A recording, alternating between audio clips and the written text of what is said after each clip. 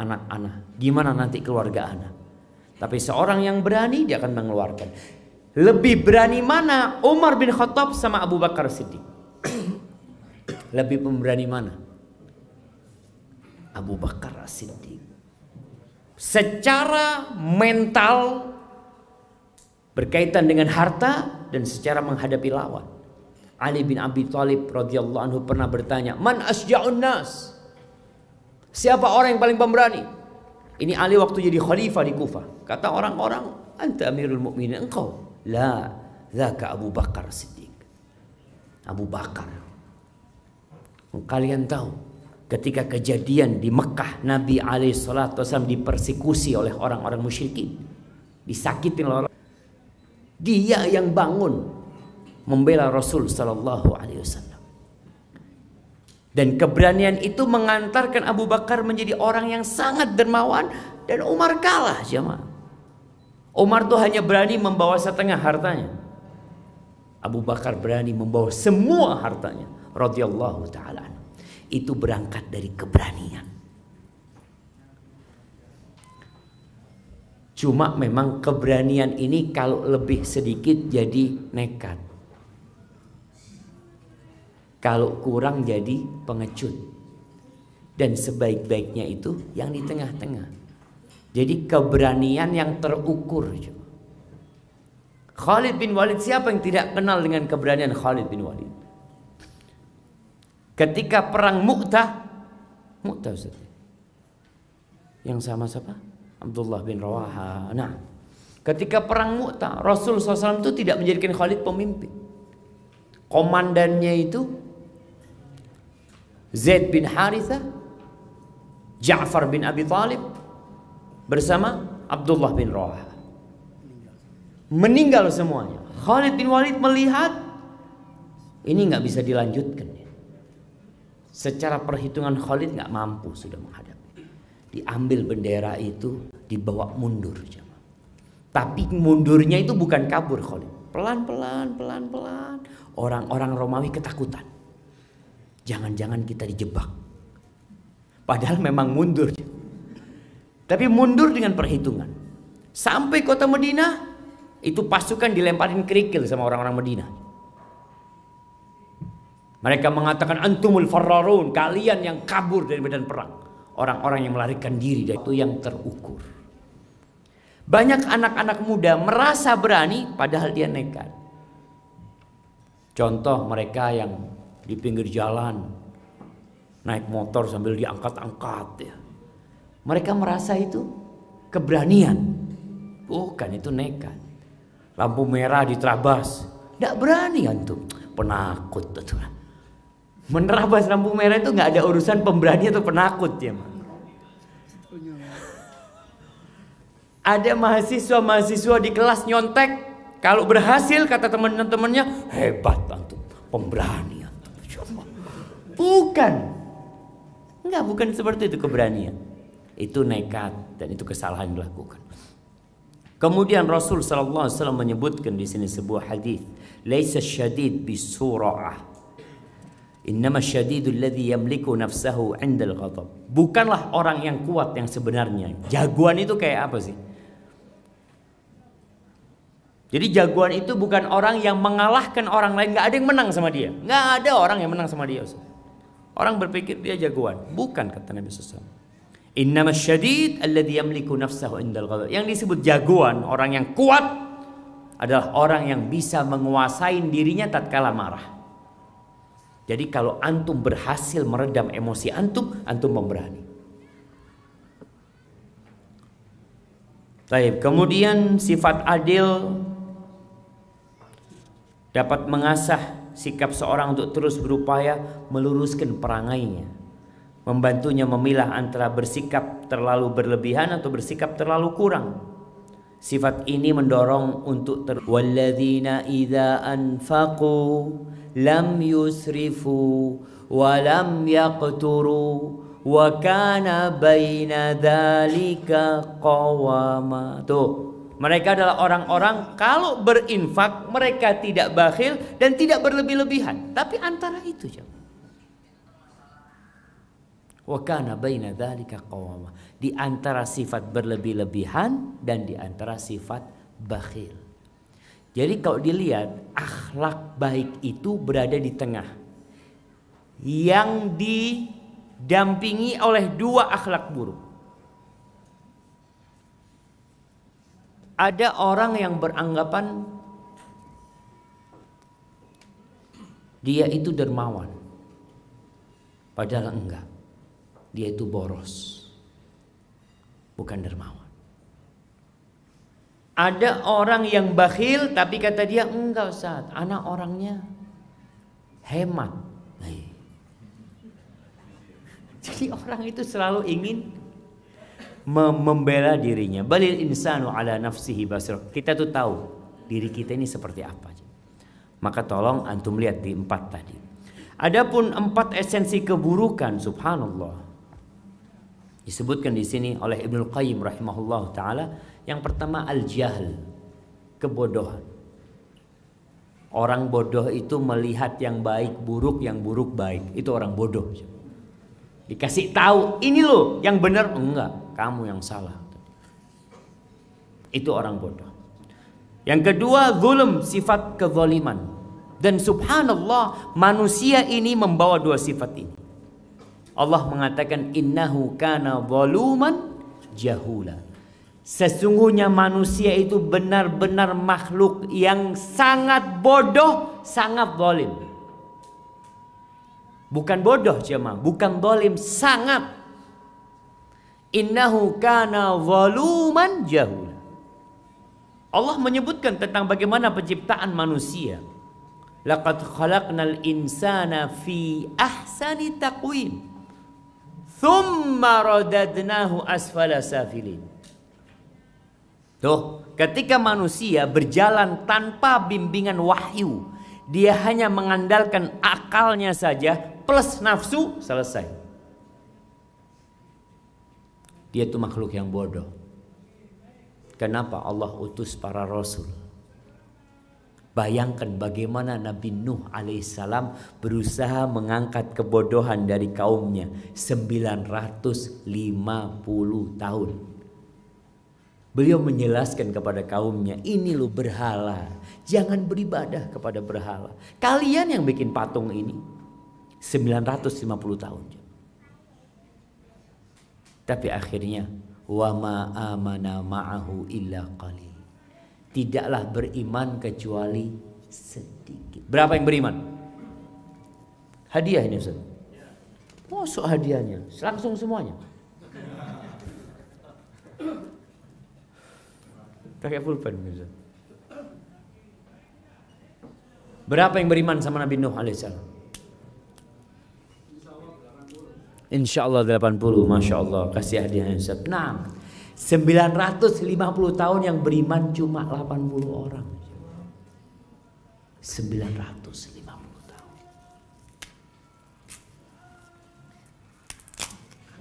Masya Allah. Ini tidak niat yang ngasih hadiah Ustaz.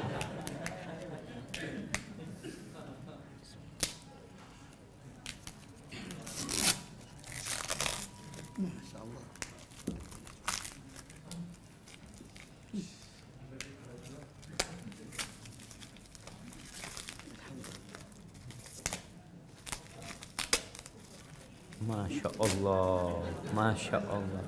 Antum nggak pernah jualan buku, Ustaz? Enggak. Soalnya anak pernah jualan buku dulu, jemaah. Kasih hadiahnya, Ustaz. Fadhal, Ustaz. Masya Allah.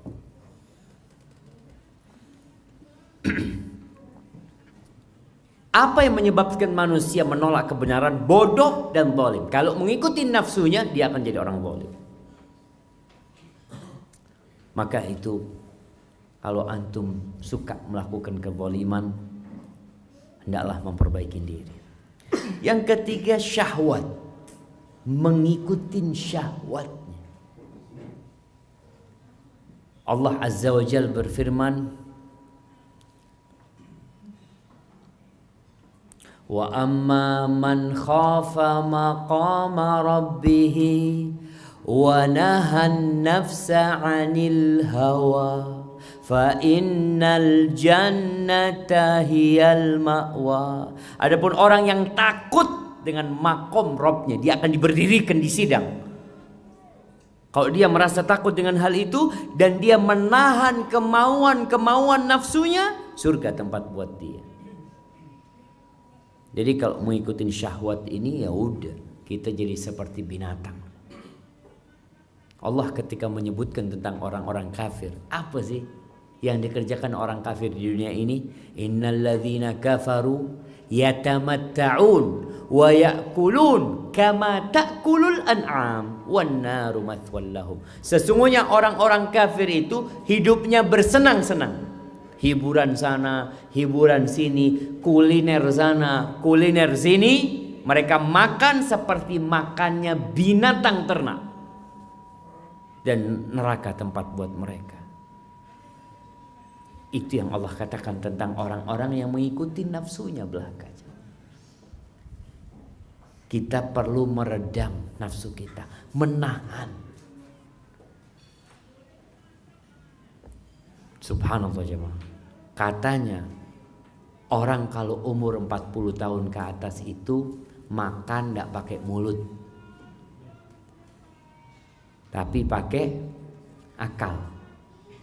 Jadi kalau dia ngelihat makanan, mulai itu jemaah, ini kolesterolnya berapa, langsung ngukur jemaah. Dulu nggak ada, yang penting enak.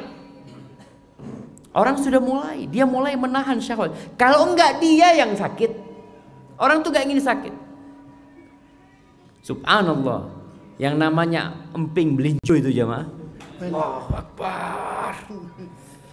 Tapi orang yang sudah pernah asam urat kakinya, makan itu 2 cuma 3 dia jemaah. Enggak cukup. Alhamdulillah, syukur. Duren Ustaz. Insyaallah. Soalnya Ustaz usul cerita gara-gara kebanyakan makan duren sampai pening kepalanya jemaah. Orang sekarang kalau dia berpikir selamat insyaallah, tapi kalau mengikuti syahwatnya Allah, innan nafsa la ammaratum bisu. Sesungguhnya nafsu itu memerintahkan kepada keburukan. Ada orang yang kadangkala berangkat dari Jakarta apa? Dari Sidoarjo ke Malang cuma mau makan malam aja. Ono nasi goreng, enak nasi goreng. Terus antum perjalanan dari Sidoarjo ke Malang itu, Ustaz, sampai sana itu Ustaz, lupa capeknya Ustaz. Itu hanya ngikutin syahwatnya. Antum tahu ulama-ulama dulu Masya Allah. Sebagian ulama itu daripada makan roti, dia makan roti kering dicampur sama air jemaah. Kalau sekarang itu kayak apa? Kayak model energen gitu jemaah. Atau apa langsung diminum. Ditanya kenapa kok nggak pernah makan roti, kok mesti rotinya dihancurin katanya. Iya kata dia, antara ngunyah roti sama minum itu 50 ayat kata dia. 50 ayat kata dia. Daripada anak ngunyah roti kehilangan 50 ayat, ahsan anak minum rotinya. Anak bisa baca 50 ayat. Subhanallah. Sedangkan orang-orang sekarang banyak mengikuti nafsunya hanya untuk kuliner. Bayangin sekarang ngajinya kita sama makannya kita, lebih lama mana? Syahwat. Kalau ngaji itu nggak syahwat ya, syahwat kita nggak mau. Disuruh ngaji sebenarnya kita nggak mau. Makanya sebagian datang duduk sambil bismillahirrahmanirrahim. Dia ngikut syahwat tidurnya itu ya. Tapi yang keempat al-ghadab, marah nih. Marah ini termasuk akar akhlak buruk. Jadi kalau seorang istri punya suami pemarah, berarti salah pilih suami. Salah pilih suami. Kenapa? Karena ketika Nabi SAW menyuruh memilih pasangan hidup, beliau mengatakan akhlaknya mulia, agamanya baik. Akhlak mulia itu salah satunya dia nggak pemarah. Makanya kalau ada perempuan kemudian dia mengadu, anak terus terang capek dengar curhatan perempuan itu. Suami anak kayak gini. Terakhir anak ngomong, kok mau mbak? Sampean sama dia kok mau? Ya itu saat baru tahunya sekarang. Oh, berarti dia tidak mencari informasi yang cukup. Sehingga menyesal di kemudian akhir. Padahal udah disebutkan nih, sahabat datang minta wasiat sama Nabi SAW. Nabi nggak panjang-panjang kasih wasiat. La taghdab. Jangan marah kamu. Nih sahabat terus, ya ausini ya Rasulullah. Kasih wasiat lagi. Nabi hanya mengatakan la taghdab. Jangan marah. Sallallahu alaihi wasallam. Maka kita perlu memperbaiki diri. Kalau punya sifat pemarah itu karakter buruk. Penghuni surga itu nggak pemarah. Makanya ketika Allah menyebutkan penghuni surga, apa kata Allah? Wal kadhiminal ghaidh. Mereka adalah orang-orang yang bisa menahan emosi mereka. Wal afina anin nas. Mereka suka memaafkan orang lain. Jadi kalau kita dapat pasangan hidup yang pemarah dan pendendam, rusak. Kenapa? Karena kita pasti berbuat kesalahan dalam kehidupan ini. Nggak ada yang lepas dari dosa. Tapi ketika punya pasangan hidup yang suka memaafkan, selesai. Jangan kesalahan 3 tahun yang lalu masih diungkit. Mas, ingat kamu waktu nyakitin hati saya. Kapan deh? 12 tahun yang lalu. Allahu Akbar. 12 tahun yang lalu jemaah. Ini terulang kembali, kata dia. Astagfirullah. Ya tapi memang harus sabar menghadapi itu. Baik. Terus jamaah, kapan sebuah karakter disebut mulia? Kita ini menghadapin ahli-ahli filsafat yang mereka memiliki barometer tersendiri, tolak ukur tersendiri mengatakan ini baik dan buruk. Apa tolak ukur mereka? Akal. Yang menurut mereka baik-baik. Sehingga akhlak mereka itu berubah-ubah. Kadangkala pengkhianatan buat mereka baik di satu tempat dan di tempat lain buruk. Kemudian mereka juga menjadikan tradisi, kebudayaan itu ukuran baik dan buruk. Kadangkala kita dengar ada istilah kearifan lokal. Nah, ada kearifan lokal. Tapi juga ada kemungkaran lokal. Kalau engkau mengatakan ada yang arif, ada yang mungkar. Terus gimana kita mengukur ini baik, ini nggak baik, ini ma'ruf, ini mungkar? Wahyu. Makanya kita orang yang beriman itu enak, nggak terombang-ambingkan dengan kondisi. Rasul SAW mengatakan la takhun man khanak. Jangan mengkhianati orang yang mengkhianatimu. Nggak ada dalam Islam istilah dia pernah berkhianat kepadaku maka aku sekarang akan berkhianat kepada dia. Nggak ada. Maka sebuah akhlak dikatakan mulia apabila sesuai dengan wahyu. Ini yang pertama. Yang kedua, akal dan hati nurani manusia. Jadi memang Allah telah meletakkan di diri kita ini jamaah detektor akhlak, detektor kebaikan dan keburukan ada.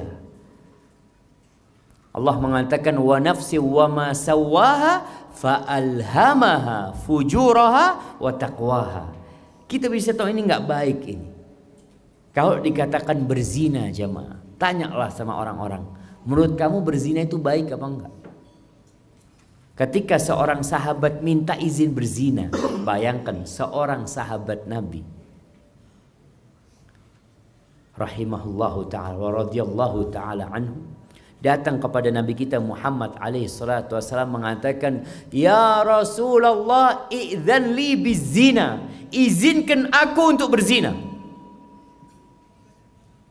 Dia tahu zina haram, tapi dia minta izin untuk berzina.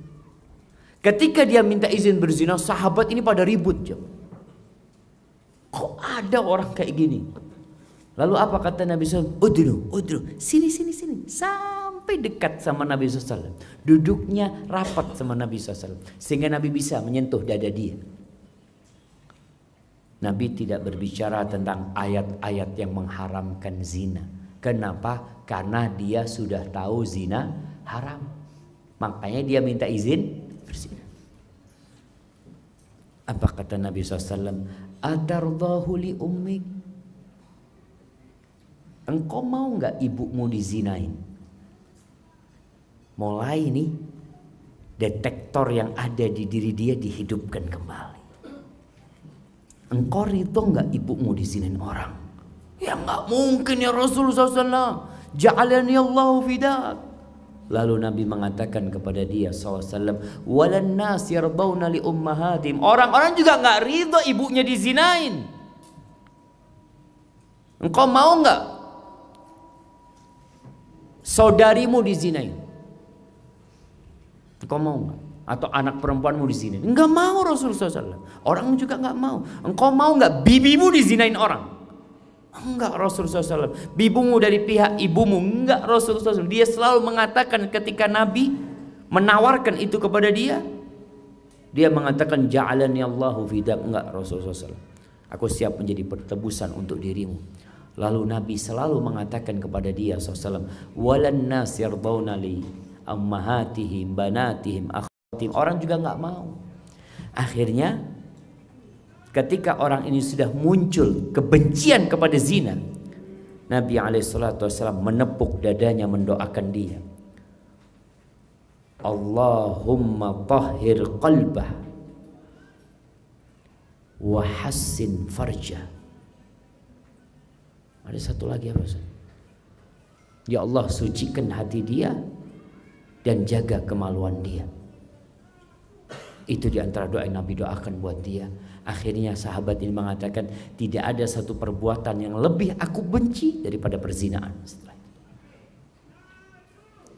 Jadi memang ada. Kita itu perlu menumbuhkan hal itu. Akal bisa mengukur, tapi bukan segala-galanya. Tetap memerlukan wahyu ilahi. Dan ada orang yang hati nuraninya udah mati. Udah nggak paham mana yang baik, mana yang buruk. Na'udzubillah. Kadangkala anak kandungnya dizinain. Na'udzubillah. Ini ada orang yang sudah sakit jamaah. Tapi yang ketiga, tradisi, uruf, budaya di masyarakat itu bisa menjadi tolak ukur akhlak itu baik atau buruk, selama tidak bertentangan dengan syariat. Tetap ukuran kita wahyu. Allah sudah turunkan Al-Quranul Karim. Apa kata Allah? Inna hadzal Qur'an yahdi lillati hiya aqwam. Ini Quran menunjukkan kepada jalan yang paling lurus. Kalau kita melihat penyimpangan-penyimpangan yang terjadi, kesesatan-kesesatan yang menimpa umat, itu sejajar dengan penyimpangan mereka dari Al-Quranul Karim. Semakin mereka jauh dari Al-Quran, semakin jauh penyimpangan mereka. Semakin mereka mendekat, semakin mereka mendapatkan petunjuk. Baik. Kemudian di sini dibahas langkah-langkah mengasah hati nurani ya.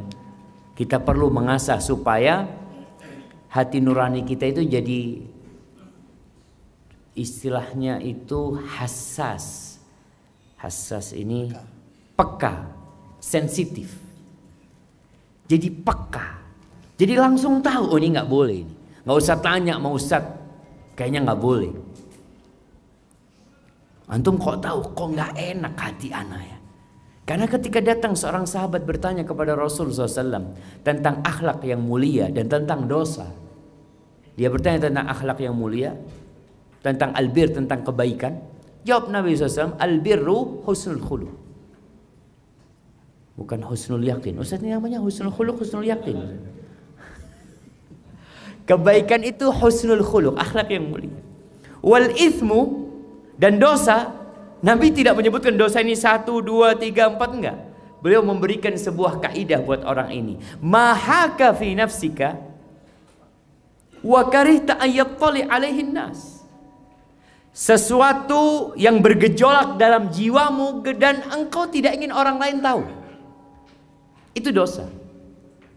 Jadi mungkin kita nggak tahu dalilnya jemaah, tapi perasaan nggak enak kita melakukannya itu, jangan sampai orang lain tahu.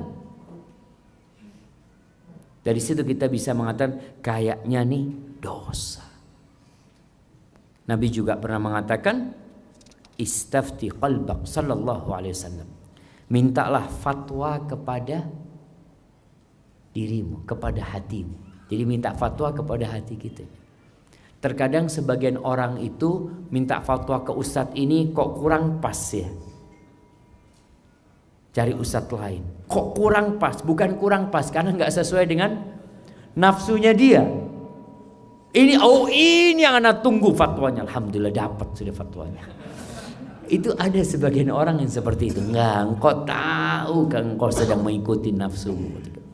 Maka Nabi SAW mengatakan istafti qalbak albirru matma'annat ilaihi nafas watma'anna ilaihi alqalb wal ithmu ma haka fi nafas wa taraddada fi sadr wa in aftaka an-nas wa aftauk. Halaman 61 nih jemaah. Kebajikan itu adalah apa-apa yang menenteramkan jiwamu dan menenangkan hati. Kita mengamalkan itu tenang tanpa ada beban. Sedangkan dosa sesuatu yang meragukan jiwa, meresahkan hati, walaupun orang-orang sudah ngasih fatwa kepada. Dulu ada seorang manajer bank konvensional ya, dia cerita, ana itu Ustaz, sudah 10 tahun yang lalu nggak enak sama riba ini Ustaz. Nggak enak, hati itu udah nggak nyaman. Tapi kalau anak ketemu sama beberapa ustadz, kata dia, enggak apa-apa, yang penting antum banyak-banyak sodakoh, kata dia. Iya, dia bertahan 10 tahun itu karena banyak fatwa modelnya kayak gitu. Menfatwakan sodakoh lah, subhanallah. Tapi kata dia, hati anak itu nggak enak Ustaz. Tapi karena ada nafsu di situ, dia berpikir kalau anak berhenti bekerja, kerja di mana? Subhanallah, akhirnya dia berhenti setelah 10 tahun. Dia sakit hati dengan fatwa-fatwa ustadz-ustadz dia. Sebenarnya yang salah bukan ustadznya, dianya yang menerima. Padahal hatinya sudah tidak nyaman. Seharusnya dia tinggalkan. Akhirnya dia jualan roti. Subhanallah, dia cerita, Ustadz, ana dulu sebulan gaji 30 juta. Sekarang ana jualan roti, istri ana yang bikin roti. Kadang-kala kalau dapat pesanan Ustaz, pesanannya keuangan 160.000, bahagia sekali Ustaz. Ana dapat 30 juta itu, hati itu nggak tentram Ustaz. Ini dapat 160.000, tenangnya hati, masya Allah jemaah. Itulah kebaikan. Maka kalau kita cari fatwa, jangan yang sesuai nafsu kita. Tapi kita punya hati nurani jemaah yang kayaknya ini yang benar. Baik, kemudian bagaimana caranya supaya hati nurani kita ini menjadi lebih peka? Yang pertama ada banyak kaidah, artinya kita memperbanyak amal soleh, ya, memperbanyak membaca sejarah-sejarah orang-orang yang baik, mengkaji tentang ayat-ayat Al-Quran yang memerintahkan untuk melakukan kebaikan. Itu membuat hati semakin peka. Dan di antara yang disebutkan oleh para ulama, yang pertama, surga itu diliputin perkara-perkara yang dibenci oleh jiwa, dan neraka itu diliputin perkara-perkara yang disukai oleh syahwat. Jadi kalau sebuah tindakan syahwat antum condong ke sana, tinggalkan. Jadi kalau sebuah perbuatan syahwat antum condong untuk melakukannya, antum tinggalkan. Ini dalam hal yang meragukan, coba. Kenapa? Karena surga itu diliputin dengan hal-hal yang dibenci oleh jiwa. Neraka diliputin dengan nafsu yang enak-enak, coba. Maka tatkala antum jiwanya kok nggak suka dengan perbuatan ini, oh insya Allah ini mengantarkan ke surga. Karena surga, kata Rasulullah SAW, huffatil jannah bil makarih wa huffatin nar bisyahawat. Ini untuk perkara-perkara yang kabur loh jemaah. Yang kita nggak bingung kita. Mana sih sebenarnya yang benar? Yang kedua, perlakukan manusia sebagaimana dirimu suka mereka memperlakukanmu, sebagaimana kita ingin diperlakukan. Dulu ketika SD, ya anak termasuk yang sering dijiwit sama bu guru dulu coba. Jadi di sini ini warnanya biru. Karena sering apa? Kalau guru perempuan tuh suka jiwit sini, kalau guru laki itu godek ini coba. Masya Allah. Salah satu pelajaran guru itu mengatakan, kalau dijiwit sakit jangan jiwit orang lain. Ini sebuah kaidah. Jadi sebagaimana kita ingin orang lain memperlakukan kita, antum perlakukan orang lain seperti itu. Jadi jadikan dirimu di posisi dia. Kamu mau nggak digitukan? Nggak mau, jangan. Makanya kalau kita memperlakukan hal ini, kaidahnya dalam kehidupan kita, yang namanya penipuan itu nggak akan terjadi, jemaah. Kenapa? Karena antum nggak mau ditipu. Ada yang ceritanya orang beli jeruk, Ustaz. Ingat cerita jeruk, jemaah. Dia katanya manis, kata dia jeruknya. Pulang kecut, balik lagi yang beli ininya. Pak, saya beli jeruk 2 kilo. Kecut, Bapak bilang manis. Bapak cuma 2 kilo, saya 2 keranjang.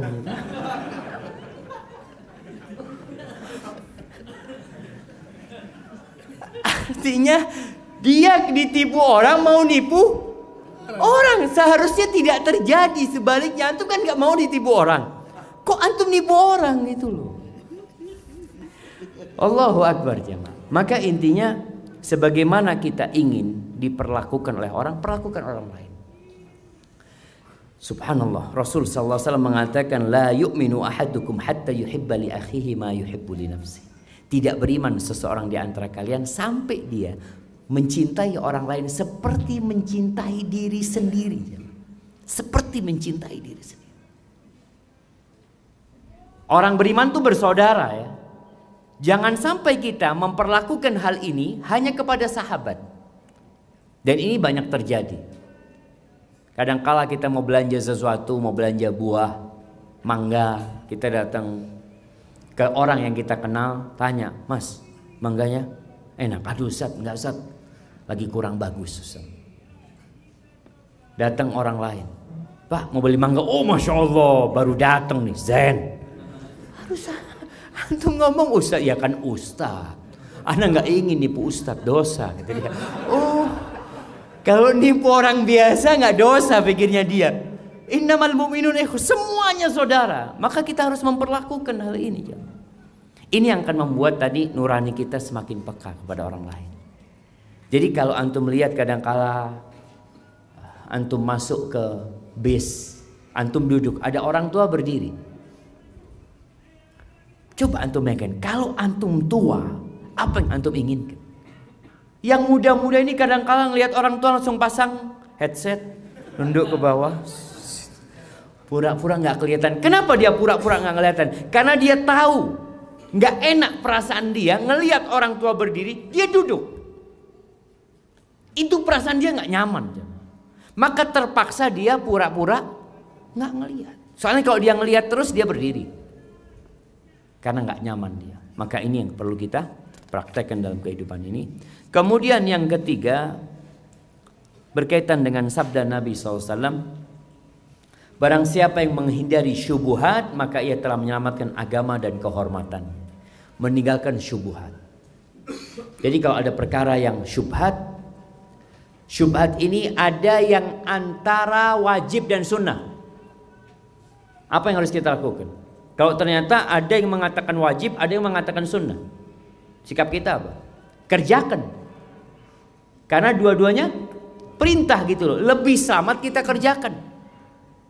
Soalnya kalau ada yang mengatakan, iya kan ada yang berpendapat sunnah. Iya, ada yang berpendapat sunnah. Terus apa ruginya untuk ngerjain?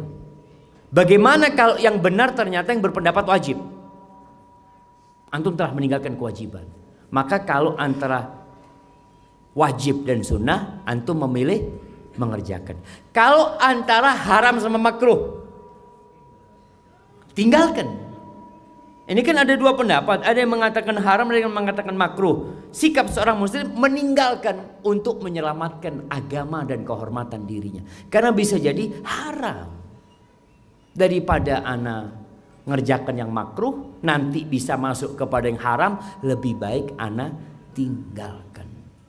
Jadi ingat, bicara syubhat ini, kalau antara sunnah dan wajib berarti kita kerjakan. Kalau antara makruh dan haram kita tinggalkan. Baik. Kemudian jamaah, di halaman 72 ada pembahasan tentang resep meraih karakter yang mulia. Kita udah paham nih. Bagaimana sekarang supaya kita bisa meraih karakter yang mulia? Ada usaha. Yang pertama, ini doa jamaah salah. Bukan yang pertama, doa ini yang ketiga. Yang pertama itu adalah tashihul aqidah, memperbaiki akidah. Itu pembahasan Ustadz Abu Ubaidah nantinya. Tashihul aqidah. Kenapa? Karena akidah yang baik akan membuat orang itu bertindak bukan riya, tapi tulus lillahi ta'ala. Banyak orang yang dermawan tapi pura-pura. Banyak orang yang baik tapi pura-pura. Ada orang yang berjihad di jalan Allah karena akidahnya kurang baik, akhirnya dia mati bunuh diri. Ada orang yang berjihad di jalan Allah karena akidahnya kurang baik, dia hanya riya, ingin dipuji dan masuk ke neraka akhirnya. Maka memperbaiki akidah menjadi pondasi pertama kalau ingin akhlaknya mulia. Kenapa Rasulullah SAW 13 tahun yang beliau sampaikan kepada para sahabatnya berkaitan dengan tauhid. Beliau keliling ke pasar-pasar di kota Mekah. Beliau mengatakan alaihi salatu wassalam, qulu la ilaha illallah tuflihu. Katakan la ilaha illallah, kalian akan selamat, kata Nabi SAW. Ayat-ayat yang turun di kota Mekah rata-rata berkaitan dengan akidah. Berkaitan dengan iman kepada Allah, iman kepada hari akhir, dan iman kepada kenabian Rasulullah sallallahu alaihi wasallam. Itu yang terus diulang-ulang. Kalau akidahnya kuat, untuk mengamalkan akhlak itu insya Allah mudah. Tapi sekali lagi, akidah ini bukan hanya pelajaran jamaah. Bukan antum menyelesaikan pembahasan kitab tauhid lalu antum mengatakan akidah anak udah benar. Kita tahu iman itu qaulun bil lisan, ucapan dengan lisan, wa'tiqadun bil jinan, keyakinan dengan hati. Maka tadi kalau kita bicara orang yang sodakoh jamaah, Abu Bakar As-Siddiq berani bersodakoh dengan semua hartanya karena ada sebuah keyakinan yang dahsyat di hatinya Abu Bakar. Sampai kata para sahabat, oh Abu Bakar itu mengalahkan sahabat yang lainnya bukan karena amalan dia lebih banyak dari yang lainnya, tapi dengan sesuatu yang terhujam di dalam dadanya. Inilah keimanan. Maka perbaiki keimanan tadi. Ketika orang yakin bahwasanya yang dia sedekahkan akan diganti sama Allah Subhanahu wa taala. Lalu kenapa dia takut bersedekah? Ketika dia yakin bahwasanya berjihad di jalan Allah, membawa harta dan membawa nyawa, itu akan mendapatkan ganti surga yang luasnya seluas langit dan bumi. Mungkinkah dia jadi pengecut? Ketika orang yakin dengan qada dan qadar, bahwasanya apa yang terjadi pasti sudah ditetapkan oleh Allah Subhanahu wa taala, mungkinkah dia takut mati di medan perang? Khalid bin Walid radhiyallahu taala anhu, dia mati di atas ranjangnya jemaah. Tidak mati di medan perang. Berapa ratus peperangan yang dia pimpin, sampai dia mengatakan tidak ada satupun tempat di tubuh dia kecuali ada bekas sabetan pedang, tusukan tombak, dan anak panah yang menghujam dia. Penuh. Jadi Khalid ini bukan kebal jemaah. Oh kebal Khalid bin Walid. Ambil pisau Ustaz. Enggak. Supaya orang tahu tuh, keberanian itu bukan dengan kekebalan. Kalau orang kebal berani, pantas jemaah. Memang kebal dia. Umpamanya seperti itu.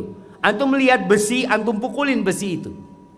Lalu antum mengatakan, Masya Allah, pemberani besi ini Ustaz. Pemberani apa? Besi dia itu. Khalid bin Walid, tubuhnya penuh dengan luka. Ha anadha amutu kama yamutu thawr. Kalian lihat sekarang aku mati seperti matinya sapi jantan. Mati di atas ranjang. La namat a'yunul jubana. Semoga gak tidur tuh orang-orang yang pengecut. Soalnya orang kalau pengecut tuh takut gak bisa tidur cuma. Kematian itu inilah keyakinan tadi jemaah. Beriman dengan takdir Allah Subhanahu wa taala membuat orang jadi bisa berakhlak mulia. Ketika seorang mau marah, dia mau marah nih, mau melampiaskan amarahnya dan dia mampu melampiaskan amarahnya, tapi dia ingat dengan firman Allah, wal kadhiminal ghaidh, itu penghuni surga orang-orang yang menahan emosinya, dia jadi tahan emosi karena yakin penghuni surga harus seperti itu. Maka tashihul aqidah menjadi cara yang pertama untuk memperbaiki akhlak. Yang kedua, tekun ibadah. Setelah orang berakidah, belajar, yakin, maka hendaklah dia tekun ibadah. Allah mengatakan bicara solat nih. Apa kalau tentang solat? Inna solata tanha anil fahsya wal munkar. Solat itu mencegah dari perbuatan keji dan mungkar. Bicara puasa, apa kata Nabi SAW? As-sawmu junnah. Puasa itu adalah tameng perisai. Fa idza kana yaumu shaumi ahadikum, apabila seorang sedang puasa, jangan ngomong yang kotor. Jangan melakukan kefasikan. Jangan mencaci maki orang. Fa in sabahu ahadun aw qatala, kalau ditantang berantem, orang puasa akan mengatakan inni shaim. Apakah dia mengatakan secara lisan keras atau dia di hatinya mengatakan aku sedang puasa, dia nahan emosi. Karena sebagian orang mengatakan, mas afwan, ana sedang puasa, nanti habis tarawih insyaallah. Bukan jamaah. Jadi dia bukan menunda, tapi dia sedang menahan emosinya. Aku sedang puasa, harus bisa aku menahan emosiku. Itu puasa. Bicara zakat, apa kata Allah? Khudh min amwalihim shadaqatan tutahhiruhum wa tuzakkihim biha. Ambil dari harta mereka sedekah, zakat tuh. Apa gunanya zakat ini? Subhanallah, menyucikan mereka, menyucikan hati mereka dari sifat bakhil, dari cinta harta yang berlebihan. Wa tuzakkihim biha, masya Allah. Jadi bersih nih, orang akan tumbuh jadi lebih baik dengan banyak zakat. Dan keluarkan zakat jemaah. Orang kalau mengeluarkan zakat sedikit lillahi ta'ala, karena masih sedikit. Dia punya uang 100 juta, cuma 2,5 juta. Bismillah, ana tambahin 3 juta. Uangnya jadi 1 miliar, 25 juta. Motor 1 sama. Mulai punya uang 1 triliun, tambah berat lagi. 1 triliun berapa? Kalau 1 triliun zakatnya berapa? 25 miliar. Iya betul. Iya. 25 miliar. Ustaz, bagi 2 Ustaz, nggak habis. Nah, artinya orang itu berat teman, tapi ketika dia biasa mendidik dirinya dari yang kecil sehingga tadi tumbuh perasaan berani untuk sedekah. Makanya orang itu kalau punya uang 100.000, berani dia sedekah 50.000, berani. Kenapa berani? Karena pandangan dia nggak banyak 50.000. Ketika dia punya uang 1 juta, berani dia keluarkan 500.000. Mulai agak bingung. Karena dalam pandangan dia banyak. Dia lupa bahwasanya hartamu sekarang semakin banyak. Artinya engkau sedekah kan tetap 50%, tetap tidak berubah. Dulu engkau sedekah 50%, sekarang 50%. Lalu kenapa berat? Karena memandang banyak. Tapi coba dipandang dengan akidah yang benar, maka insya Allah kita akan mudah beramal. Jadi berkaitan dengan yang kedua, perbanyak, masya Allah. Habis waktunya sudah. Oh masih ada Ustaz. Nah, siap. Nah, jadi ingat yang kedua itu ibadahnya benerin. Jadi jangan sampai orang-orang yang sudah ngaji ini kadangkala bersandar kepada tauhid, sudah kunci Surga itu la ilaha illallah. Alhamdulillah. Ana ibadah biasa-biasa aja, yang penting kuncinya ana bawa. Subhanallah. Rasul sallallahu alaihi wasallam apakah seperti itu? Memang ada masyarakat yang nggak boleh kita sampaikan kepada mereka hadis-hadis harapan, ditunda penyampaiannya. Seperti kisah Nabi bersama Mu'adz sallallahu ala nabiyina wasallam. Ketika ditanya tentang hak Allah atas hambanya dan hak Allah atas hambanya dan hak hamba atas Allah Subhanahu wa taala. Nabi sebutkan di haknya. Ana tidak akan sampaikan kepada antum. Nabi sebutkan. Ketika selesai Nabi menyebutkan kepada Mu'adz bin Jabal, apa kata Mu'adz? Afala ubasyirun nas? Apakah boleh aku sampaikan kepada umat manusia, kasih kabar gembira kepada mereka? La, jangan. Fayattakilu. Nanti mereka akhirnya bertawakal, akhirnya malas beribadah. Enggak. Di surga itu banyak derajat yang tinggi. Biar mereka berlomba-lomba ke sana. Tapi kadangkala hadis ini disampaikan di awal-awal kajian tentang tauhid. Padahal Mu'adz bin Jabal radhiyallahu anhu baru menyampaikan hadis itu ketika mau mati. Ketika mau mati baru dia sampaikan. Karena dia takut ada sebuah ilmu yang belum tersampaikan. Maka kita pun ketika menyampaikan lihat orangnya. Jangan dimotivasi dia untuk beramal. Memang itu keutamaan tauhid jamaah. Subhanallah. Allah mengharamkan neraka buat orang yang mengatakan la ilaha illallah. Tapi jangan sampai orang itu dibikin malas beribadah. Gara-gara kita sampaikan hal ini. Ada orang yang sedang berbuat dosa ya. Dan dia nggak tobat-tobat, lalu kita sampaikan kepada dia hadis tentang yang membunuh 100 orang. Tentang mas, ada yang bunuh 100 orang aja, tobatnya diterima. Oh iya, ana baru 70. Kita salah menyampaikan jamaah. Artinya perlu melihat orangnya. Supaya dia tidak salah faham. Baik, ini berkaitan dengan hal yang kedua tadi. Yaitu tekun ibadah. Yang ketiga berdoa. Bagaimanapun kita tahu ikrar kita iyyaka na'bud wa iyyaka nasta'in. Kepadamu kami beribadah. Perintah-perintah Allah kita laksanakan tadi. Dalam bentuk yang akidah kita yakinin, dalam bentuk yang perintah beribadah kita amalkan. Tapi kita mengatakan wa iyyaka nasta'in, dan hanya kepadamu kami meminta pertolongan.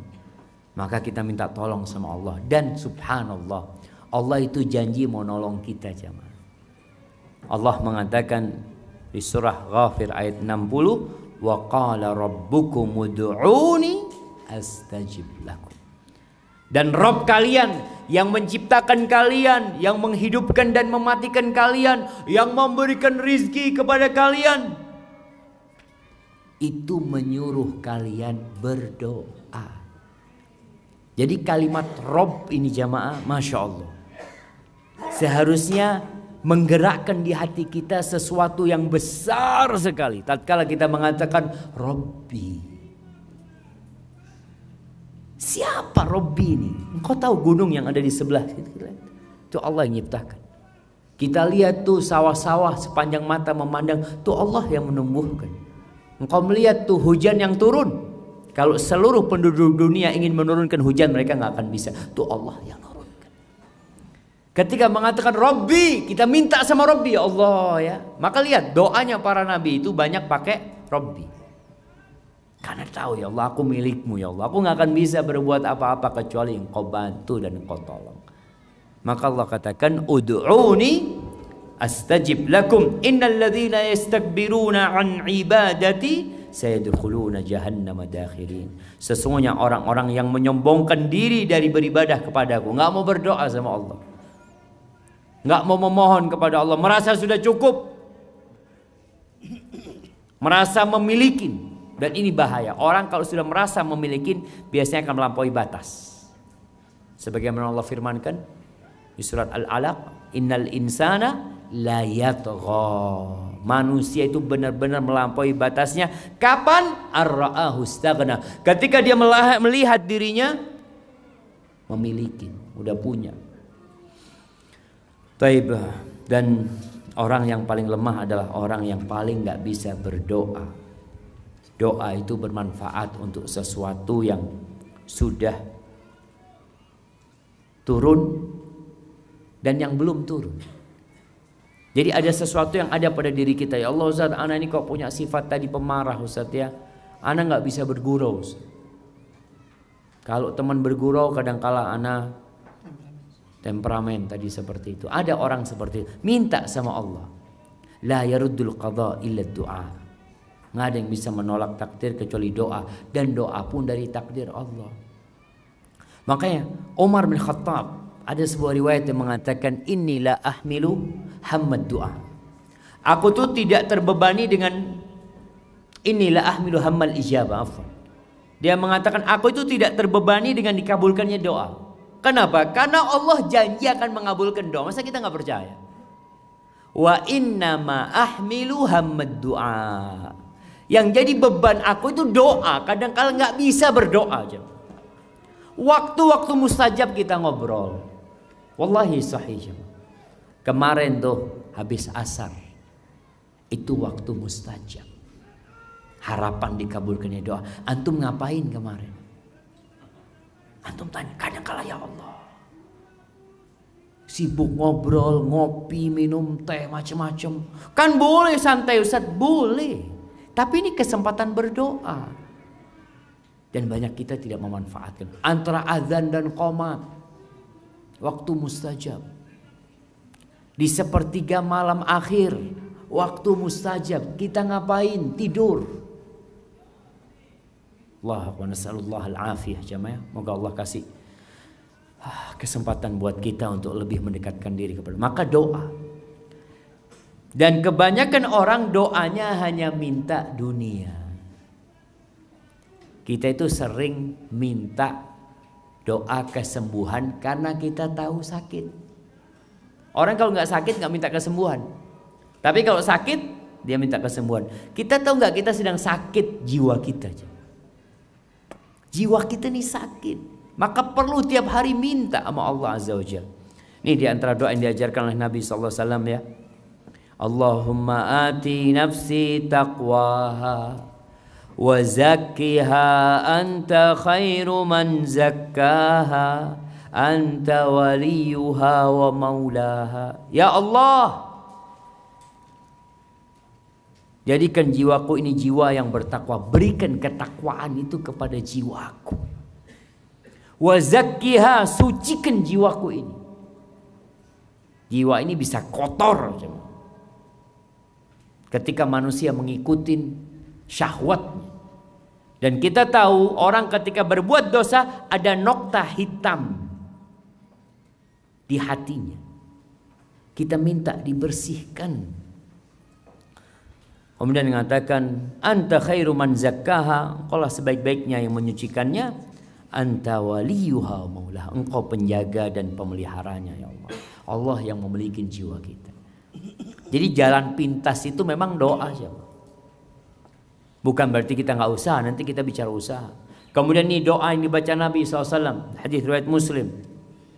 Ini doa istiftah di malam hari. Nabi kalau sholat malam biasanya baca ini potongan doanya. Allahumma hdini li ahsanil akhlaq, la yahdi li ahsaniha illa anta, wasrif anni sayyi'al akhlaq, la yasrifu anni sayyi'aha illa anta. Sampai akhir, labbaik wa sa'daik wal khairu kulluhu fi yadaik wasyarru laysa ilaik ana bika wa ilaik. Itu doa Nabi SAW. Minta hanya kepadamu ya Allah. Ya Allah, berikan petunjuki aku pada akhlak yang baik. Minta, bayangkan jemaah, minta ditunjukin kepada akhlak yang baik. Padahal Allah Azza wa Jalla telah mengatakan kepada Nabi alaihi salatu wassalam, wa innaka la'ala khuluqin azim.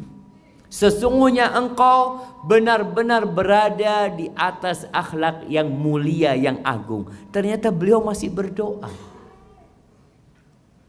Kemarin yang ada yang bertanya tentang Nabi Muhammad SAW, itu kan Nabi Ustaz. Nabi berdoa. Artinya antum ikutin Nabi aja. Apa yang bisa diikutin? Kita disuruh bertakwa kepada Allah sesuai dengan kemampuan kita. Nabi berdoa, baca doa. Kemudian doa Nabi juga SAW, Allahumma hassanta khalqi fahassin khuluqi. Ya Allah, sebagaimana Engkau telah membaguskan tubuhku, penciptaanku, maka baguskan akhlakku. Jadi kalau dilihat bahasa Arabnya, akhlak itu dari asal kata kha lam qaf. Kha lam qaf. Ada khalqun, ada khulqun wa khuluqun. Khalqun itu rupa manusia yang zahir. Rupanya kayak apa sih? Ya kelihatan, matanya lebar, umpamanya, alisnya bagus, dagunya apa? Terbelah. Istilahnya apa, Ustaz? Apa istilahnya dagu yang terbelah itu, jemaah?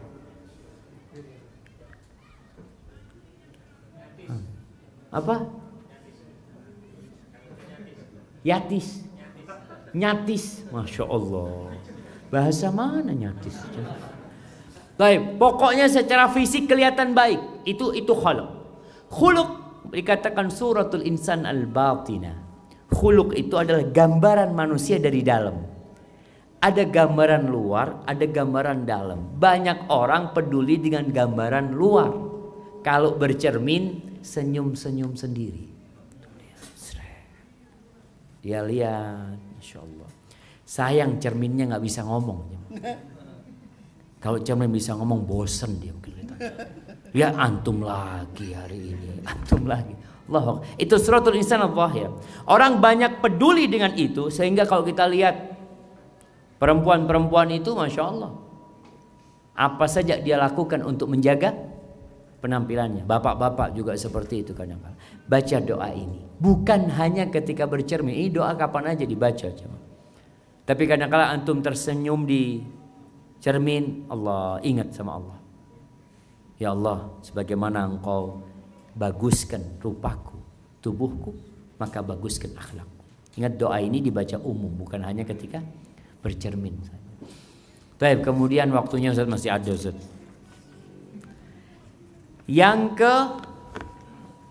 keempat, berilmu, belajar. Orang tuh kalau belajar insya Allah jadi faham mana yang baik dan mana yang buruk. Ana punya anak Yusuf yang nomor 5. Dia sekarang sedang PAUD. Masya Allah. Dia pulang dari sana ada perubahan. Karena ilmu itu memang merubah sikap seseorang. Dia diajarin di sana. Jadi kalau sekolah kemudian nggak berubah karakternya, tutup sekolahnya. Sampai ada yang mengatakan wa ayyu naf'in liman ya'ti madarisakum in kana yakhruju minha mithla ma dakhala. Apa manfaatnya sekolah di sekolahan kalian tuh kalau lulus seperti baru masuk, nggak ada perubahan. Makanya ilmu ini subhanallah. Allah mengatakan fa'lam annahu la ilaha illallah astaghfir li dzambik. Suruh berilmu dulu. Kita banyak beragama tanpa berilmu. Ada orang yang udah dikasih akhlak mulia, alhamdulillah. Ada akhlak yang bawaan lahir, kita udah bahas hal itu. Ada yang diusahakan. Salah satu cara mengusahakan dengan cara berilmu.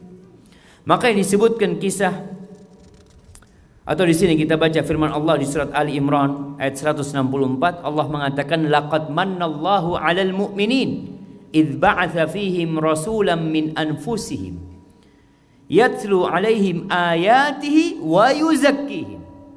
Sesungguhnya Allah telah memberi karunia bagi orang-orang yang beriman ketika Dia mengutus di antara mereka seorang rasul dari golongan mereka sendiri yang membacakan ayat-ayatnya. Nih proses pembelajaran. Membacakan ayat-ayatnya dan membersihkan mereka dari sifat-sifat jahat. Yuzakkihim wa yu'allimuhumul kitab wal hikmah, dan mengajarkan kepada mereka Al-Quran dan kalau ada yang marah, diam. Ini latihan. Diam. Awalnya kan antum marah, teriak-teriak. Sekarang antum marah, diam. Sambil mungkin matanya melotot ya. Tapi diam. Nanti setelah diam ngomong. Setelah bisa menahan emosi dengan diam, ngomongnya yang baik. Allah yahdi. Semoga Allah memberikan hidayah kepadamu. Ini ada latihan. Semua akhlak itu bisa dilatih. Contoh nih orang yang biasa tidur habis subuh. Kebiasaan dia tidur habis subuh. Bisa nggak dirubah? Bisa. Ustaz, udah 20 tahun Ustaz kayak gini Ustaz. Bisa dirubah. Bagaimana caranya? Mulai besok, habis subuh dari masjid nggak pulang ke rumah. Jalan ke pasar gitu ya. Sampai ngantuk-ngantuk di jalan nggak apa-apa, sudah jalan. Sampai rumah berangkat kerja. Ustaz, di tempat kerja ngantuk akhirnya Ustaz. Ya sudah, besok seperti itu 2 kali sampai 2 pekan. Setelah 2 pekan pulang dari masjid langsung ke kamar, langsung ke kasur ambil selimut. Setelah 2 pekan masuk kamar ambil selimut, antum nggak bisa tidur jemaah. Oh ya, karena kebiasaannya sudah berubah. Jadi semua itu perlu pelatihan. Jadi nggak ada yang mengatakan Ustaz, anak dari lahir udah kayak gini Ustaz, udah nggak bisa. Nggak ada kata-kata nggak bisa. Kita nggak boleh putus asa. Allah itu kata Allah, ana inda dhanni abdi bi. Aku bergantung dengan perasaan hambaku kepadaku.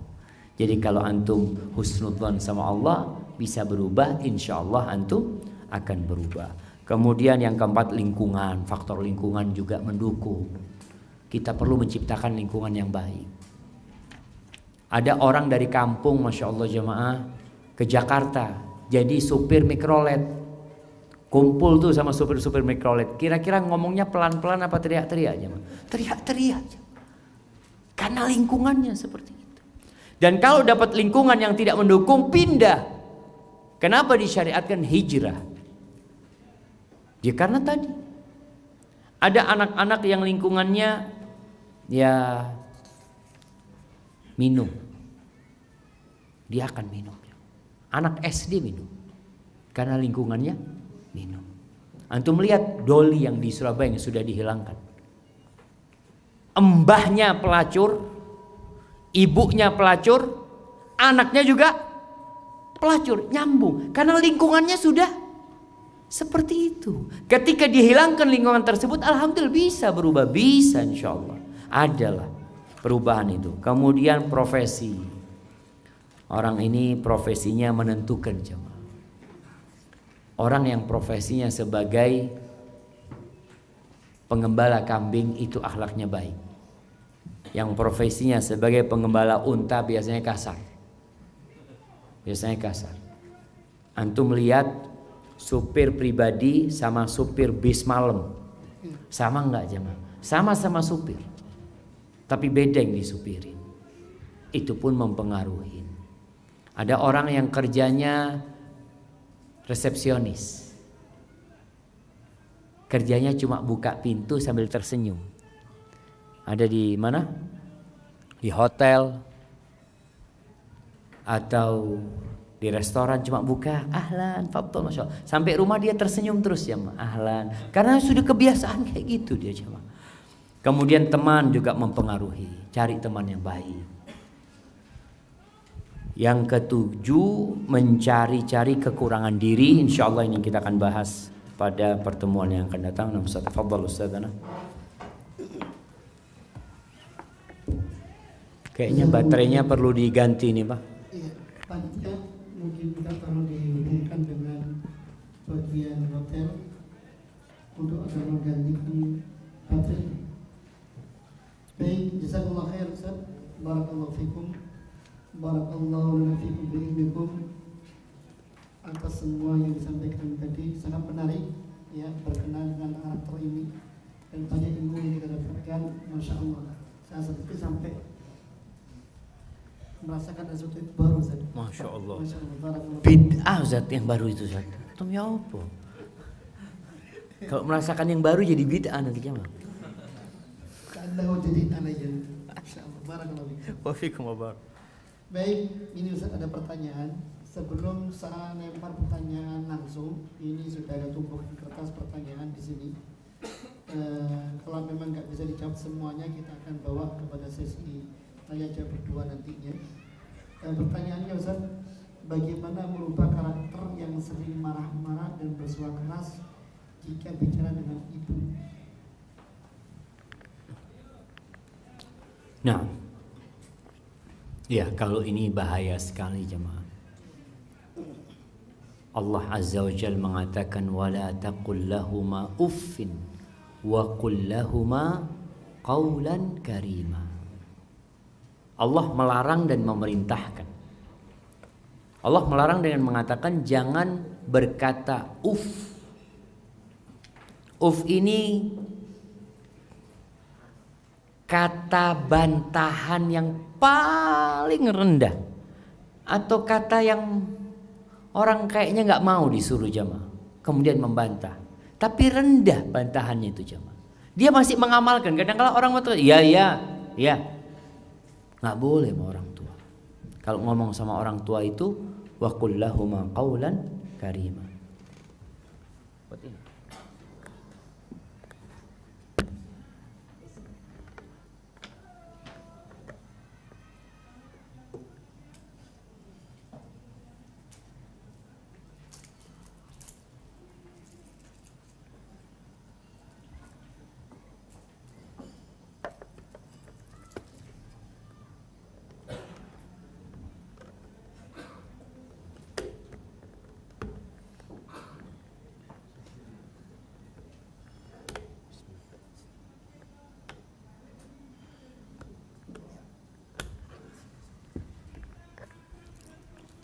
Wa qul lahuma qawlan karima. Jadi kalau ngomong sama orang tua itu dengan ucapan yang karim, yang mulia.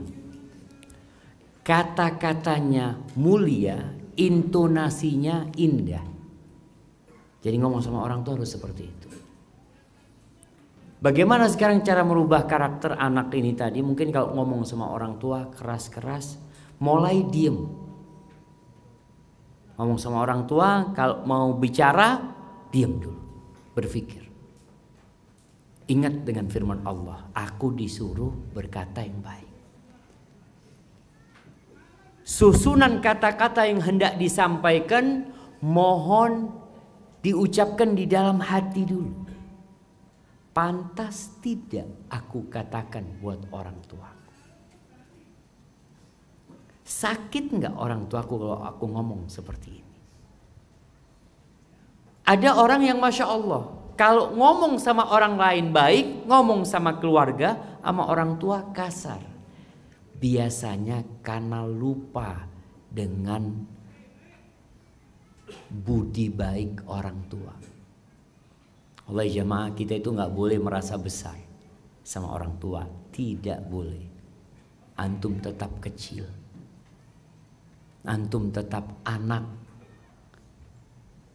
Allah menyuruh kita berdoa, wa qur rabbirhamhuma kama rabbayani shaghira. Tiap berdoa antum mengingat shaghira, kecil, sehingga antum terbentuk, ya anak ini masih kecil.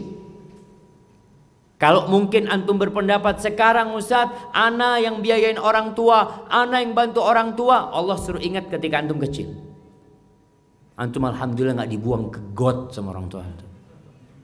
Nah, bisa apa manusia? Bayi itu bisa apa sih jemaah? Bisanya cuma teriak-teriak nangis. Maka seorang anak yang tadi mungkin ngomongnya kasar, mengingat itu ya Allah ya. Allah murka sama dia. Sehingga akan membuat dia menahan diri ketika berbicara dan melatih. Usahakan latihan di depan cermin, latihan. Apa yang antum akan omongkan? Lihat, gini pas nggak ngomong sama orang tua seperti ini? Sekarang alhamdulillah jemaah. Dulu kita latihan ceramah di pondok itu suruh ngelihat cermin. Jadi kadang-kala ketawa-ketawa sendiri. Sekarang sudah ada handphone. Antum taruh nih handphone, selfie, video. Antum ngomong sama orang tua. Setelah itu antum lihat, cocok enggak? Kayaknya enggak ya. kayaknya harus diganti kata-katanya. Setelah itu antum buang sampai dapat cara bicara yang baik sama orang tua sambil berdoa supaya dimudahkan. Hadza wallahu a'lam bissawab. Pertanyaan kedua, Ustaz, bagaimana cara menasihati suami yang suka marah? Moodnya senang. Masya Allah. Iya jemaah, harapan anak suaminya udah paham kalau sifat marah itu sifat yang buruk. Bahkan termasuk pilar akhlak buruk itu marah. Antum lihat orang yang membunuh karena marah. Setelah membunuh dia akan menyesal. Antum lihat orang yang keluar kata-kata buruk dari mulutnya. Ada suami yang akhirnya menceraikan istrinya ketika dia marah. Apa yang terjadi sama dia? Dia akan menyesal. Jadi kalau bagaimana menasehatin suami? Yang pertama, istri harus mengkondisikan. Bikin suami gak marah. Aduh, ruwet sama suami. Kadangkala urusan sendok aja marah. Nah, alhamdulillah. Istri yang sudah hidup bertahun-tahun dengan suami, dia tahu dengan karakter suami. Dia tinggal catat. Kapan suami marah? Suami marah biasanya jam 7 pagi Ustaz. Sebelum berangkat kerja. Ketahuan jemaah. Baik, jam 7 pagi. Terus marah lagi pulang kerja Ustaz. Jam berapa? Jam 4. Oke, jam 7 sampai jam 4. Alhamdulillah. Dari jam 7 jam 4 kan gak ada marah-marah. Syukur nanti. Iya, karena gak ada suami di rumah Ustaz. Baik. Kemudian marah lagi jam berapa? Mau tidur Ustaz. Udah ketahuan. Jadi marahnya sehari 3 kali. Alhamdulillah. Setelah ketahuan jadwal marah suami, sekarang cari penyebab suami marah. Udah ketahuan jadwalnya. Kalau pagi, oh pagi biasanya Ustaz urusannya apa kalau pagi? Kunci motor Ustaz. Dia yang ke masjid subuhan, dia yang taruh kunci motor, kita yang dimarahin. Oh siap. Bikin serep nanti. Kunci serep 20 bikin. Suami ribut, kunci motor mana? Padahal tahu yang salah siapa? Suami nih. Tadi suami yang pakai motor, kemudian dia marah-marah sama istri. Dan istri nggak boleh ngomong sama suami, nggak boleh ngomong sama suami. Oh, kan abang yang naruh kunci, jangan. Itu akan menambah suami lebih marah. Itu tidak menyelesaikan, itu bukan solusi. Tapi suami marah, langsung buka lemari. Bang, nih ada model baru bang. Itu saya jazakallah khair. Udah ketahuan nih marahnya karena kunci. Karena biasanya marahnya suami ini hanya pengulangan. Istri tahu, nggak ada yang baru. Itu hanya rekaman. Jadi ya mungkin rekaman suami memang terbiasa aja, subhanallah. Subhanallah. Anak kemarin naik kuda. Itu kata pelatihnya, Ustaz, kuda ini kalau biasa di tempat ini berhenti, Ustaz. Biasanya dia berhenti, Ustaz. Nanti dibawa keliling tempat ini dia berhenti. Kuda itu kalau terbiasa dia jalan, diajak lari nggak mau, dia jalan aja. Karena udah terbiasa seperti itu. Maka perlu pembiasaan baru sekarang. Suami sekarang udah dibiasakan pagi cari kunci selalu ada. Dengan tersenyum istri mengatakan, tafadhali bang. Siap, berangkat dia.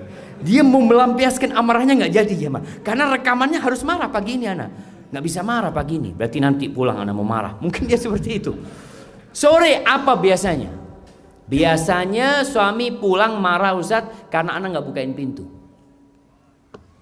Udah tahu ke itu penyebabnya. Sekarang anti kalau anak kadang-kala perempuan nyusuin anak, jangan di kamar, duduk di depan pintu, nyusuin anaknya. Suami datang langsung bukain. Ahlan bang, tafadhal. Insyaallah. Duh nggak marah lagi hari ini. Iya tetap itu jemaah. Nanti malam dibiasakan seperti itu, lama kelamaan hilang. Jadi istri pun punya peran besar. Dan buat orang yang menahan emosinya, subhanallah. Di sebuah hadis Rasul SAW mengatakan tuh tentang orang yang kadhama ghaidhahu wa huwa qadirun ala ayyunafidhahu. Dia bisa melampiaskan emosinya tapi dia tahan. Pada hari kiamat akan di depan manusia dia akan disuruh milih bidadari mana yang dia suka. Subhanallah. Jadi ketika suami mau marah, ingat sama bidadari. Oh ya, ana mau yang di sana lah. Sabar. Itu juga insya Allah membuat dia lebih bisa sabar. Fadhal Ustaz. Nah. Sedikit tambahan. Nah. Ada kisah sedikit. Ada seorang suami kerja di kota. Pulang ke rumah, istri memang kebetulan di desa. Tahu dia kalau suaminya pulang itu capek. Pulang disambut, tidur dipijit sampai tertidur. Habis tertidur, sang istri berdandan, mandi, dibangunkan. Mas, monggo bangun. Sampai pilih nedo sego atau nedo kulo. Sangar ini jemaah. Gak pernah marah akhirnya. Akhirnya nggak pernah marah, masya Allah. Nedo kulo tak ada sego. Masya Allah. Itu perlu dicontoh itu ibu-ibu ya, masya Allah. Mudah-mudahan bisa dikerjakan terus. Kenapa cerita pribadi? Oh, wallahu a'lam, mana nggak tahu. Insyaallah. Baik Ustaz, ada pertanyaan lagi Ustaz. Masih masalah suami Ustaz. Iya, model curhat ini.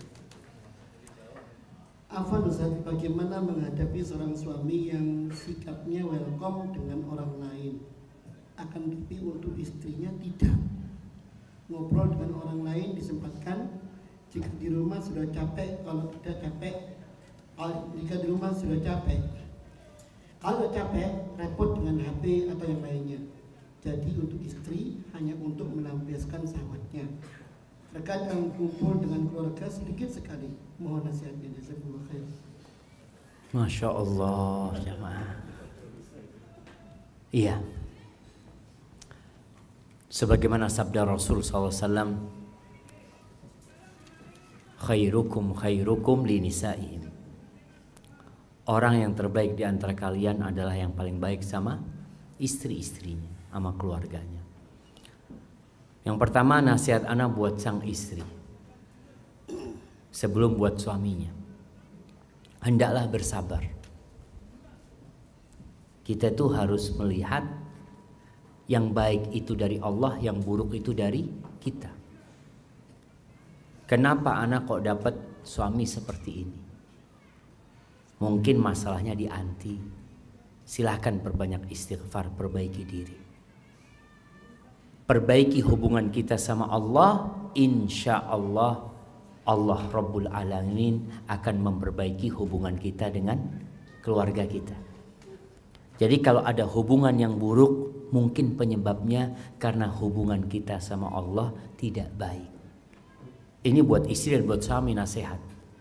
Jadi tolong diperbaiki, karena berarti ada yang nggak benar. Kemudian yang kedua, kalau dikatakan suami modelnya seperti itu, karena yang bertanya istri, maka istri hendaklah mengkondisikan. Suami mau sibuk dengan handphonenya, ngomong sama suami, bang, abang main handphone, boleh anak pijetin kakinya bang. Masya Allah. Itu suami akan bingung. Karena istri biasanya nuntut sama suami, hak dia. Dia punya hak. Tapi kalau dalam rumah tangga itu yang ada menuntut hak dan kewajiban, yang ada berantem. Apalagi suami merasa dia komandan di rumah. Maka mulai saat ini anti tidak bicara hak anti, tapi anti bicara hak suami. Bagaimana suami senang? Abang mau main handphone, ana ambilkan power bank bang ya, fadhol bang. Kasih power bank, kasih apa sambil dipijitin kakinya. Bang boleh ana sambil ngaji bang, insya Allah. Diruqyah suami jamaah. Nah, artinya tetap istri berusaha untuk mendekat sama suaminya. Kemudian istri ini banyak modal bicara istri ini yang gak update. Maka istri harus mengimbangin suami. Suami sukanya apa sih? Suami sukanya bola, Ustaz. Masa anak ngomong tentang bola? Ya paling tidak anti singgung lah. Bang, pertandingan lawan mana bang sekarang? Oh, masya Allah, langsung dia cerita. Iya. Oh berarti kan cocok kalau bicaranya tentang ini. Suami sukanya mobil, ngomongnya sama sohib-sohibnya mobil ini. Nanti coba ngomong, bang ada mobil baru keluar bang. Masya Allah. Dilihat istrinya, sejak kapan mengikuti mobil? Sejak abang suka sama mobil. Artinya ada hal yang perlu mengajak suami ini berbicara. Kemudian berikan pelayanan yang lebih. Kalau tadi dikatakan istri hanya menjadi tempat pelampiasan syahwat, nggak apa-apa. Karena salah satu tujuan nikah itu. Tapi bukan hanya itu. Mulai saat ini anti berusaha ketika suami pulang, anti dalam kondisi yang begitu indah. Dengan parfumnya, dengan pakaian yang indah ya. Ketika suami datang, mungkin hari ini dia tidak melihat. Ada suami yang sudah capek melihat istrinya, ana mau tidur gitu. Siap bang, ana siapkan semuanya. Abang mau pakai, biasanya kalau di pesawat itu dikasih apa jemaah? Kasih anduk yang kasih air hangat. Fadol bang, masya Allah. Layani suaminya full service. Terus tambah tadi kata Ustaz. Mau nasi apa mau ana? Masya Allah. Artinya pelan-pelan diperbaikin. Tetap jamaah. Allah tuh ngajarin kita menghadapi setan dan menghadapi manusia.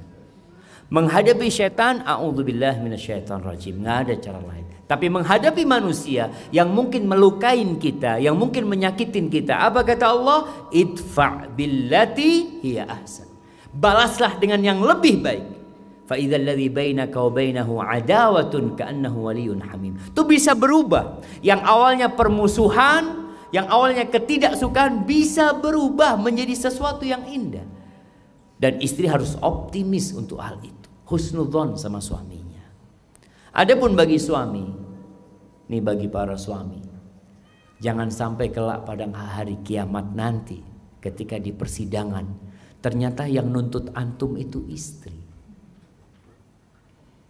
Dia datang kepada Allah. Nih ya Allah suamiku ya Allah.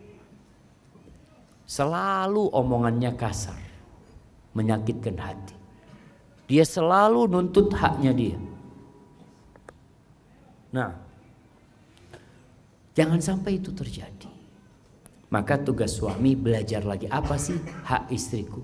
Orang yang baik itu bukan yang baik sama temannya, bukan yang baik sama karyawannya. Kalau dokter bukan yang baik sama pasiennya, bukan. Kata Nabi SAW, khairukum linisai. Orang yang terbaik di antara kalian adalah yang paling baik sama istri-istrinya. Maka hendaklah antum baik sama mereka. Mungkin antum melihat nih, antum capek. Ingat, Rasul SAW lebih capek daripada antum. Beliau itu kalau pulang habis isya, beliau habis asar, subhanallah. Beliau habis asar itu kerjanya keliling ke rumah istri-istrinya. Jadi istri-istri Nabi SAW itu tidak merasa kehilangan suaminya. Karena suaminya tiap hari datang. Tapi tidak bermalam, datang ke rumahnya Aisyah. Datang nanti yang terakhir ke rumahnya yang beliau bermalam di sana. Habis isya beliau pulang ke rumahnya, istrinya bermalam. Habis isya beliau nggak langsung tidur. Ceritanya Maimunah, ngapain Nabi SAW? Beliau ngobrol sama istrinya. Ngobrol. Bahkan kadang-kala obrolannya panjang. Cerita Aisyah radhiyallahu taala anha ketika bercerita tentang hadis Ummi Zara. Cerita itu panjang jamaah. Nabi alaihi salatu wasallam menyimak, mendengarkan sampai selesai. Setelah selesai, beliau memberikan komentar. Beliau mengatakan, "Ana laki ka Abi Zara li Ummi Zara, walakinni la utalliq." Beliau memberikan komentar seperti itu. Aisyah pun menyambut komentar Nabi SAW mengatakan, "Bal anta khairun min Abi Zara ya Rasulullah." Engkau lebih baik dari Abu Zara wahai Rasulullah SAW. Jadi ada komunikasi seperti itu. Hadza wallahu a'lam bissawab.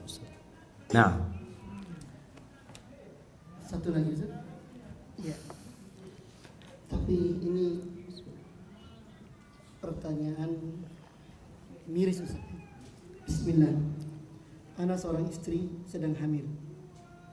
suami ana baik dan pekerjaannya halal, tapi beliau di luar kota. Ana saat ini hubungan dengan mantan ana waktu kuliah, mau nasihat. Masya Allah jemaah. Allahu Akbar jemaah. Nih teknologi yang ada membuat banyak rumah tangga hancur. Apa yang harus dilakukan? Ana sering kasih nasihat kepada pengantin baru agar dia membuat akun baru. Dia kalau memang perlu memiliki Instagram, Facebook untuk usaha, untuk apa, untuk mungkin silaturahim dengan kerabat-kerabat dia, tolong yang baru. Kemudian delete kawan-kawan yang memang tidak ada perlunya sama mereka. Buang kontak mereka. Kalau bisa nomor handphonenya buang juga, ganti nomor yang baru. Untuk menjaga. Banyak orang melakukan dosa itu bukan karena keinginan berbuat dosa, tapi karena ada kesempatan berbuat dosa. Maka kesempatan itu yang perlu kita tutup. Subhanallah, Al-Imam Ahmad bin Hanbal ya. Bagaimana beliau ketika ditanya apa hukumnya orang yang masuk masjid melihat orang-orang pada sholat, akhirnya dia sholat sama mereka dan dia sholatnya bagus, dia indahkan sholatnya karena melihat orang lain sholat. Jadi bukan karena ingin dipuji oleh orang lain, tapi melihat kondisinya sangat menyenangkan gitu loh. Orang pada sholat semuanya, jadi dia jadi sholat. Apakah itu ria? Enggak, dia nggak ria. Ria itu kalau sholat untuk mereka, tapi ini sholat semangat beribadah karena melihat kawan-kawannya sedang sholat, melihat orang pada ngaji jadi kepingin ngaji. Maka tadi ketika seorang ini dia sendirian, suaminya keluar kota, bikin lingkungan yang membuat engkau selamat. Jangan chatting dengan siapapun yang tidak ada perlunya sama mereka. Kalau perlu teman curhat, orang kalau sendiri itu biasanya perlu teman curhat, silahkan. Tapi tidak dengan laki-laki lain. Sama ustadz pun berhati-hati. Ana sering dengar curhatan perempuan. Kalau ana sudah capek, ana kasihkan ke istri ana. Nih dengerin, ngomong sama istri ana. Karena lama-kelamaan kadang-kala perempuan itu mulai menggoda. Betul. Jadi Allah kan mengatakan fala takhdha'na bil qaul. Kalian kalau bicara jangan lemah gemulai gitu jamaah ya, sambil seakan-akan merayu. Anak kalau sudah dapat perempuan kayak gitu, anak udah kasihkan ke istri. Ini udah nggak sehat. Karena ustadz juga manusia. Nah, kita perlu jaga. Artinya Anda pun harus menjaga seperti itu. Ini curhat urusan agama. Nanti apalagi kalau ngomong sama laki-laki tersebut hanya urusan dunia, tanya pagi ini masak apa, siang nanti mau makan apa anak kirimin ya. Astagfirullah. Maka tolong ditutup celah tersebut dan nanti bertobat kepada Allah Subhanahu wa taala. Allah mengatakan jalla jalaluh wala taqrabuz zina. Jangan mendekati zina. Allah melarang zina. Tapi Allah tekankan dekat aja jangan. Makanya semua jalan menuju perzinahan itu ditutup. Memandang aja suruh tundukkan. Bicara aja ada aturannya. Berdua dengan wanita yang bukan mahramnya nggak boleh karena setan yang ketiganya. Hadza wallahu a'lam bishawab. Dan bagi para suami yang meninggalkan istrinya, tolong jaga Allah. Fadillah ya fadka. Jaga Allah di tempat perantauan. Niscaya Allah akan jaga istrimu. Tapi kalau ada laki-laki yang di tempat perantauan bekerja tidak menjaga Allah, istrinya juga nggak akan dijaga nantinya. Al jaza'u min jinsil amal. Balasan itu setara sesuai dengan amal perbuatan. Hadza wallahu a'lam bishawab. Yang bisa saya sampaikan. Apabila benar itu dari Allah Azza wa Jalla, insyaallah besok lanjutkan lagi. Sallallahu ala nabiyina Muhammad wa ala alihi wa sahbihi wasallam. Jazakumullah khairan Ustaz. Barakallahu fikum. Baik, para jemaah sekalian yang dimuliakan Allah Subhanahu wa taala, inilah sesi kedua tentang kajian madrasah karakter. Dan insyaallah kita akan besok bersama beliau. Dan setelah sesi tanya jawab ini kita akan masuk pada sesi break. Kemudian jam 10 lewat 10 menit insyaallah. Adapun pertanyaan pertamanya yang belum terjawab, insyaallah kita akan lanjutkan pada sesi selanjutnya. Mudah-mudahan Allah memberikan taufik kepada kita semuanya. Demikian, subhanallah wa bihamdihi, asyhadu an la ilaha illa anta, astaghfiruka wa atubu ilaik. Wassallallahu ala Muhammadin wa ala alihi wasallam. Wassalamualaikum warahmatullahi wabarakatuh. Waalaikumsalam. Ustaz. Ana enggak jatuh. Iya, Ustaz. Ana salamnya enggak. Amin. Siap. Ana lek dak ngisi ikut tadi kan.